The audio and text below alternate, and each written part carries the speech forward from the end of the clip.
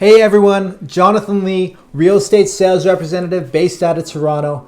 It's February 2021. The weather outside is freezing, but the real estate market in the greater Toronto area is actually steaming. So today we're going to go through one of the most important documents that you're going to sign as either a buyer or a seller, the agreement of purchase and sale.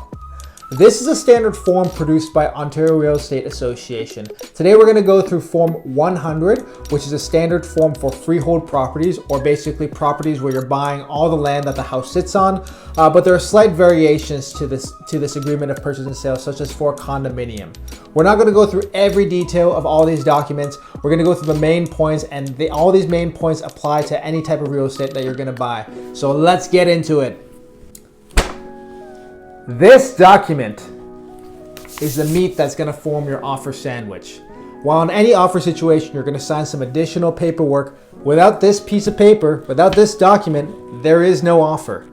Now, the most important thing that you need to understand about this document is that it is a contract. It is signed under seal, and you are bound by contract law in Canada. Your realtor, who is facilitating the signing of these documents, is actually the witness to the transaction that is taking place, whether you're a buyer or a seller. And you are required to execute as per the contract. And if you don't, well, the best case scenario is that the contract becomes null and void, and perhaps there are some clauses protecting you as either a buyer or a seller towards that. Or the worst case scenario is that you could be found financially liable and have to pay damages to the other party. So what does that mean? Well, it basically means that there's no takesies backsies. Once a deal is done, it's done. In the case of a firm contract, if you as a buyer decide that you're not going to close on the property and you're not actually going to buy, then you could be held financially liable if the seller has to sell at a loss and has to take some additional penalty fees, for example, from their second mortgage that they had to buy on their new house. If you as a seller decide that you no longer want to sell your house, well, that's too bad, because the buyer can actually force the sale of your house once the deal is done. In today's heated market, where buyers are submitting offers high above market value that are firm to get any competitive edge that they can, that's something that you as a buyer really need to know and understand.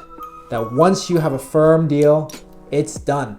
And you have to close, and you have to get that mortgage at whatever cost, even if it's not one of the major banks that's going to lend you the money. So now that we know the gravity and the seriousness of this document, let's go into the details.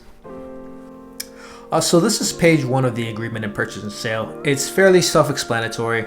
Up top you have the buyer and seller, their full legal names. Just down below that, you have a description of the real estate, of the address, and the full legal description. Down here you have the purchase price and the deposit.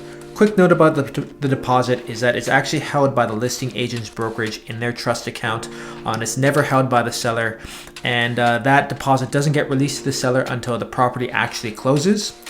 And below that, you have the irrevocability and the completion date. Now, the completion date is the day that the real estate gets registered in the buyer's name, and then the irrevocability is actually the day that is actually the time that the offer is valid for.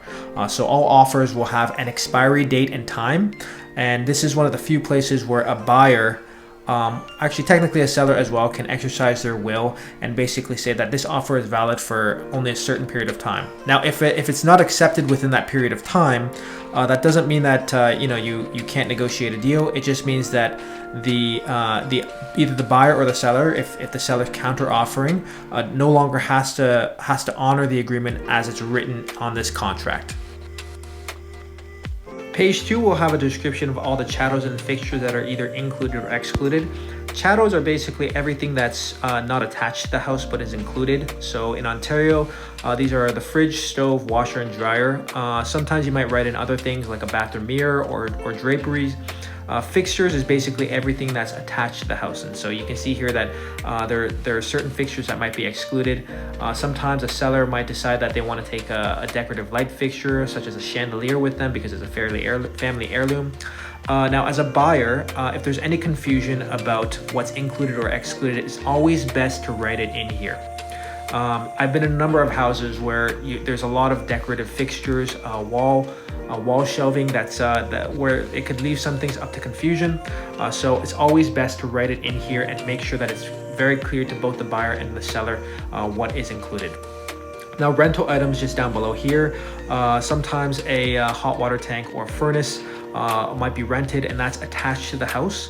So it needs to be clear to the buyer that they're assuming a rental contract. And down here you have HST on a resale property, which is basically a house that's not brand new and is being bought by someone that's not the builder. HST is never included. So page 3 of the agreement of purchase and sale, there's not a whole lot to fill out. It's mainly standard wording that the buyers and sellers would initial just down here at the bottom. But the main 3 things that I want to go over is title, inspection, and insurance.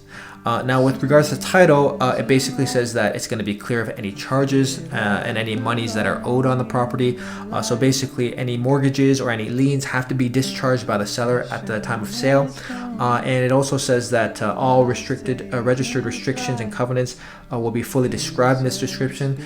So that could be rights of ways, or it could be easements that are on the property that benefit another property, another neighboring property. It also says that minor easements, such as utility easements, do not have to be fully described. So it's important that if a buyer is buying property with the intention of building a new house, that they do their own due diligence. Now, another important thing that's also stated here is that it says that the property is fully in compliance with any current existing easements. So if you buy a house and there's a pool that's blocking a utility easement, it's actually the seller that could be liable on that. Next part here, inspection. The wording defaults to actually say that the buyer understands that they have the right to an inspection and has agreed not to unless otherwise described in the property. So that's really important for the buyer to understand. If they do want an inspection, that's where they would add it into the Schedule A. And down here with insurance, basically states that the seller understands that until closing, until the buyer assumes ownership of the property, that it will be fully insured. And if in the meantime there's any substantial damage to the property, they can either terminate this agreement and have all their deposit returned, or take the money from the insurance and complete the purchase. The main points of page 4 include residency, the Family Law Act, legal, accounting, and environmental advice, and the agreement in writing. Residency basically says that the seller will be a resident of Canada at the time of closing, and this is basically to protect the buyer from any monies owed by the seller to the Government of Canada with regards to the Income Tax Act. Next, the Family Law Act states that the seller's spouse is in agreement with the sale of the property. Regarding legal and tax and environmental advice, this basically says that the listing brokerage and the buying brokerage will not be held liable. So it's really important that the buyer do their own due diligence when it comes to the property. And lastly, agreement in writing basically says that if there's any misunderstandings or disagreements with regards to the agreement of purchase and sale, it will default to what was actually written in the agreement. So again, kind of going back to chattels and fixtures, make sure that you have everything that you were expecting inside the actual written agreement of purchase and sale. Page 5 is where all the signatures take place. Buyers up top, sellers just below, and below that you have your confirmation of acceptance. This is either signed by the buyer or the seller. It's signed for by the seller when the seller accepts an offer to buy, and it's signed for by the buyer when the seller counter offers to the buyer an offer to sell. And just down here, once everything is accepted and there's a final agreement in place, everyone would sign the acknowledgement to understand that the agreement is actually in place. The final page, Schedule A, while it's a blank page, is probably the most important page for buyers. This is where the buyer would put in all their terms and conditions that they need to protect themselves. So conditions include a financing condition, a home inspection condition. In condos, it might be a status certificate review condition. Terms might include additional buyer's visits, that the property will be in broom swept condition and clear of any debris. It might include that it was not a marijuana grow up, or whether there was no crime operating out of that property, and pretty much anything that the buyer has in terms of protecting themselves, they'd want written in here by their realtor. Thanks so much for watching, everyone. I hope you found this information useful. Whether you're buying or selling, make sure you always fully understand the gravity of the documents that you're signing, and make sure that your interests are protected. If you need to reach out to me, you can visit me at johnleehomes.ca.